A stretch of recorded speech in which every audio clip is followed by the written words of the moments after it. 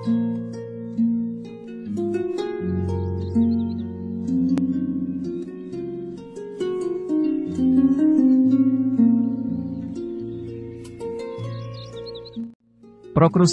dalam legenda Yunani, adalah sosok berjiwa kejam pemilik kediaman kecil di Koridas, Attiki, di jalan antara Athena dan Eleusis, tempat ritus-ritus misterius dilaksanakan.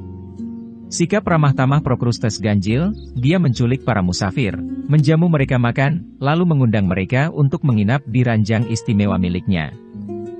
Karena ingin ranjangnya pas dengan siapapun yang berbaring di atasnya, dia akan memotong kaki tamunya yang terlalu jangkung dan akan merentangkan tubuh tamunya yang terlalu pendek. Konon nama aslinya Damastes atau Polypemon, tapi dia dijuluki Prokrustes, si perentang. Tapi pada akhirnya, sesuai kemurnian keadilan yang puitis, Prokrustes kena batunya. Salah seorang musafir yang dia undang adalah si pemberani Theseus, yang kelak menjadi pahlawan yang membunuh monster Minotaurus. Sesudah makan malam, justru Theseus yang membuat Prokrustes berbaring di ranjangnya. Lalu supaya pas, Theseus memenggal kepala Prokrustes. Theseus mengikuti cara Hercules, yaitu membalas dengan setimpal. Dalam versi ceritanya yang lebih sadis, misalnya dalam Bibliothèque Pseudo Apollodorus, Prokrustes punya dua ranjang, satu pendek dan satu panjang. Korban yang bertubuh pendek dia tidurkan di ranjang panjang sementara yang jangkung ditidurkan di ranjang pendek. Tiap peribahasa di buku ini berkaitan dengan hal-hal semacam ranjang Prokrustes. Kita sebagai manusia, yang menghadapi keterbatasan pengetahuan yang kita miliki dan hal-hal yang tak kita amati secara langsung, yang tak terlihat dan tak diketahui, menghilangkan ketegangan dengan menggencat kehidupan dan dunia ke dalam gagasan-gagasan garing yang dijadikan komoditas. Kategori tereduksi, kosakata khusus, dan narasi terbungkus, yang kadang konsekuensinya bisa meledak setiap saat. Selain itu kita tampaknya tak sadar akan penyesuaian terbalik itu, ibarat tukang jahit yang membanggakan diri karena bisa membuat pakaian yang benar-benar pas, tapi pas karena yang diubah adalah bentuk tubuh pemakainya. Contohnya, hanya sedikit orang yang menyadari bahwa kita sedang mengubah otak anak sekolah dengan obat agar sesuai dengan kurikulum, padahal seharusnya yang dilakukan sebaliknya. Pembukaan. Orang yang paling Anda takuti untuk Anda lawan adalah diri Anda sendiri. Gagasan baru mulai menjadi menarik ketika Anda merasa takut melanjutkannya hingga mencapai kesimpulan yang logis. Orang-orang lebih tertarik pada apa yang Anda coba sembunyikan daripada apa yang Anda perlihatkan kepada mereka. Perusahaan obat lebih jago menciptakan penyakit yang cocok dengan obat yang sudah ada ketimbang menciptakan obat yang cocok dengan penyakit yang sudah ada. Untuk memahami efek terbebasnya hidup dari menyangkal dunia, anggap saja bahwa lebih baik kehilangan seluruh kekayaan Anda daripada kehilangan separuhnya saja. Untuk membuat bangkrut orang bodoh, beri dia informasi. Perbandingan antara akademis dan pengetahuan itu seperti antara pelacuran dan cinta, di permukaan cukup serupa, tapi bagi mereka yang tak mudah tertipu, keduanya sama sekali tidak sama persis. Dalam sains, Anda perlu memahami dunia, dalam bisnis, Anda perlu orang lain yang salah dalam memahami dunia. Saya curiga Socrates dihukum mati karena membuat orang merasa bahwa berpikir dengan amat jernih itu terkesan sangat tidak menarik, membuat terasing, dan tak manusiawi. Pendidikan membuat mereka yang bijak sedikit lebih bijak, tapi membuat yang bodoh menjadi jauh lebih berbahaya. Menguji keaslian suatu gagasan tidak terletak pada ketiadaan satu gagasan pendahulunya, melainkan pada keberadaan banyaknya gagasan terdahulu yang saling tak sesuai. Kutukan ganda modernitas adalah membuat kita menua terlalu dini tapi hidup lebih lama.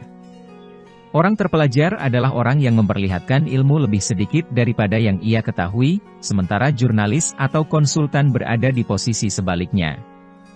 Otak Anda berada dalam kondisi paling pintar ketika sedang tidak disuruh memikirkan apapun. Kondisi ini kadang disadari orang yang sedang mandi.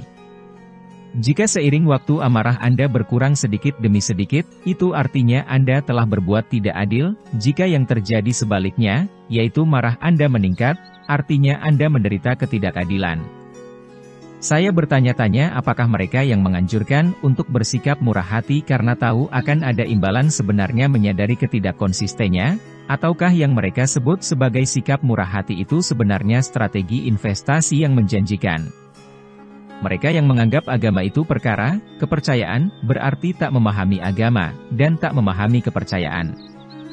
Pekerjaan merusak jiwa Anda ketika dengan diam-diam menguasai otak Anda pada jam-jam yang seharusnya bukan untuk bekerja. Pilih-pilihlah dalam menentukan profesi. Saat berada di alam terbuka kita tak pernah mengulang gerakan yang sama. Sementara di kandang, kantor, gym, perjalanan, olahraga, kehidupan hanya berisi cedera akibat pengulangan gerakan yang melulu sama. Tidak ada gerakan yang acak. Menjadikan kegagalan orang lain dalam menggunakan akal sehatnya sebagai alasan adalah suatu kegagalan penggunaan akal sehat. Taat pada ketatnya logika sempit, Aristotelian, dan menghindari ketidakkonsistenan yang fatal adalah tindakan yang tidak sama. Ilmu ekonomi tidak bisa mencerna gagasan bahwa kelompok dan kumpulan jauh lebih tak bisa diprediksi daripada individu. Jangan bicarakan kemajuan dalam hal umur panjang, keamanan, atau kenyamanan sebelum membandingkan kehidupan hewan di kebun binatang dengan hewan di alam bebas. Kalau pagi-pagi Anda sudah bisa menebak dengan tepat akan seperti apa hari yang akan Anda lalui, berarti Anda sudah sedikit mati. Makin tepat dugaan, makin matilah Anda. Tidak ada kondisi yang menjadi perantara wujud es dan air, tapi ada perantara di antara hidup dan mati, pekerjaan. Hidup Anda sungguh terkendali kalau sebagian besar hal yang Anda takuti berbau petualangan. Penundaan adalah jiwa yang memberontak terhadap jebakan. Tak seorang pun mau terlihat transparan dengan sempurna, tidak untuk orang lain, apalagi untuk dirinya sendiri. Pengetahuan tanpa omong kosong, kecerdasan tanpa sikap pengecut, keberanian tanpa kelalaian, ilmu matematika tanpa kekutubukuan, beasiswa tanpa akademisi, kepandaian tanpa kecerdikan, religiositas tanpa ketidaktoleranan, keanggunan tanpa kelembutan, sosialitas tanpa ketergantungan, kenikmatan tanpa adiksi, agama tanpa toleransi, dan yang paling penting tak ada apapun tanpa risiko saat mencapai tujuan. Kontranarasi. Orang tidak suka ketika Anda meminta bantuan mereka, namun, mereka pun merasa ditinggalkan ketika Anda tidak meminta bantuan mereka. Balas dendam terbaik terhadap seorang pembohong adalah meyakinkan dia, bahwa Anda percaya pada segala hal yang dia katakan. Jika kita mau melakukan sesuatu tapi di bawah sadar yakin akan gagal, kita meminta saran supaya ada orang yang bisa disalahkan atas kegagalan yang akan terjadi. Prancis mengambil alih Aljazair, berharap agar Aljazair menyantap Cassoulet, tapi justru sekarang Prancislah yang menyantap Choiseul. Lebih sukar berkata tidak kalau memang bermaksud mengatakan tidak, daripada kalau tidak bermaksud demikian. Jangan pernah dua kali berkata tidak kalau memang bermaksud demikian. Kita justru cenderung mendefinisikan kekasaran lebih pada status si penerima, kepada siapa kekasaran itu ditujukan, daripada kata-kata yang dipakai, apa yang dikatakan. Reputasi Anda justru paling terancam oleh apa yang Anda katakan untuk membelanya. Satu-satunya definisi paling objektif tentang menua adalah ketika seseorang mulai bicara tentang bertambahnya usia. Orang akan iri dengan keberhasilan Anda, kekayaan Anda, kecerdasan Anda, penampilan Anda, status Anda, tapi jarang iri dengan kebijaksanaan Anda. Sebenarnya sikap yang dianggap banyak orang sebagai kerendahan hati adalah kesombongan yang tertutupi dengan sukses.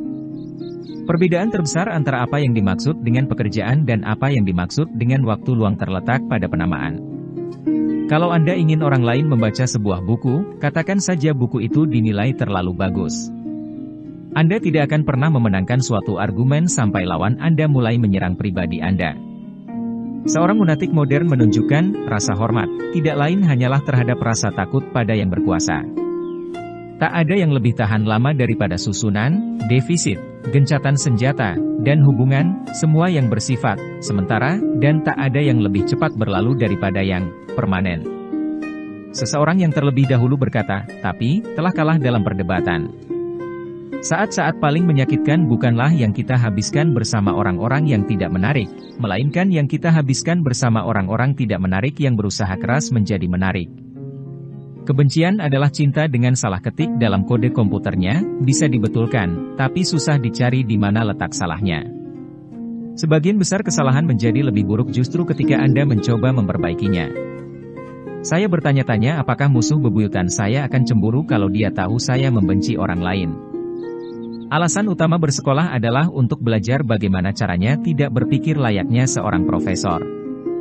Ciri khas pecundang adalah mengeluhkan kelemahan, bias, kontradiksi, dan tak rasionalnya manusia yang berlaku secara umum, tanpa memanfaatkan semua itu demi mendapatkan kesenangan dan laba.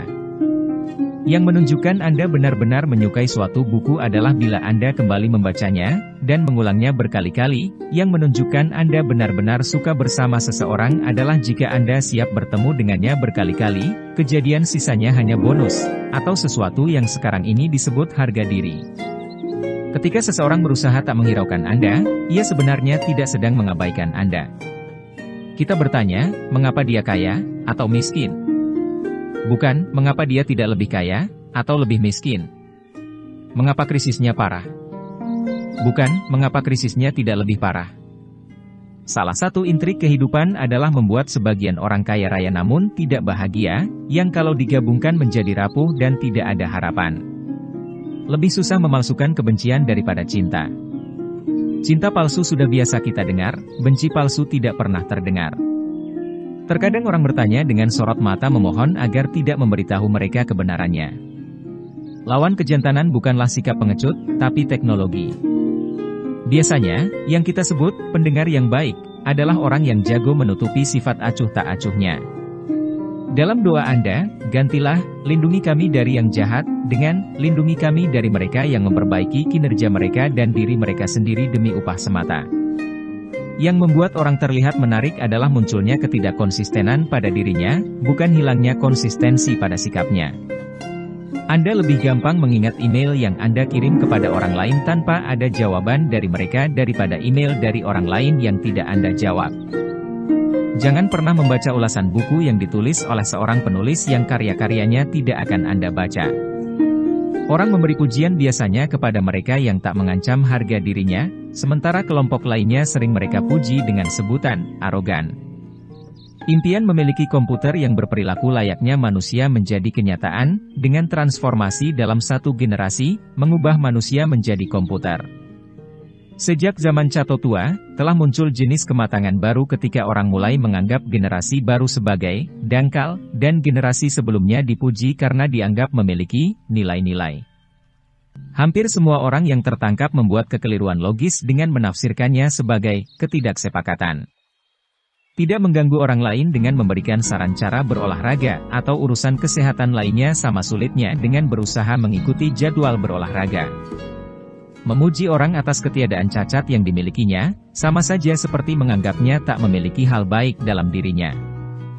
Jika seorang keparat sejati tidak menilai Anda arogan, itu artinya Anda melakukan kesalahan. Ketika seseorang berteriak mengatakan apa yang Anda perbuat tak termaafkan, orang itu sebenarnya sudah memaafkan Anda. Tidak memiliki imajinasi hanya menjadi masalah kalau Anda gampang bosan. Orang merasa sangat cemas ketika menyadari bahwa seseorang yang mereka anggap bodoh ternyata lebih cerdas daripada mereka. Kita menyebut mereka yang merasa dirinya penghuni dunia terpenting sebagai narsis. Kalau ada dua orang yang merasa seperti itu pada saat bersamaan, kita menyebut mereka sepasang kekasih, atau lebih tepatnya sedang dinaungi cinta. Persahabatan yang berakhir sebenarnya bukanlah persahabatan, setidaknya di dalamnya ada satu orang yang kena tipu. Banyak orang takut tidak mendapatkan rangsang audiovisual karena mereka gemar melakukan pengulangan ketika sedang berpikir atau berhayal sendiri. Ketika seseorang menulis, "Saya tidak suka Anda, tapi saya sependapat dengan Anda," saya membacanya sebagai, "Saya tidak suka Anda karena saya sependapat dengan Anda." Benci tak berbalas jauh lebih menyesakkan jiwa daripada cinta tak berbalas. Itu karena Anda tak bisa bereaksi dengan membalasnya. Ketika pemerintah menyatakan, "Kami tidak akan berdiam diri di hadapan kekejaman yang dilakukan oleh diktator asing XYZ," biasanya itu karena mereka mencoba mengurangi rasa bersalah karena berdiam diri di hadapan lebih banyak kekejaman yang dilakukan oleh XYX tersebut. Bagi mereka yang penuh kasih, duka lebih mudah digantikan oleh duka lain daripada kebahagiaan. Kebijaksanaan yang dimiliki anak muda sama tak menariknya dengan kesembronoan yang didapati pada orang tua. Sebagian orang baru menjadi lucu ketika sedang mencoba menjadi serius. Sukar menghentikan dorongan untuk membocoran rahasia dalam percakapan, seolah-olah informasi itu sesosok makhluk yang memiliki hasrat untuk hidup dan kemampuan berkembang biak. Manipulasi paling manjur adalah ketika kita membiarkan orang lain menang dalam pertempuran kecil. Kalau Anda ingin seseorang yang tak dikenal menolong Anda, tersenyumlah. Sedangkan jika mereka dekat dengan Anda, menangislah.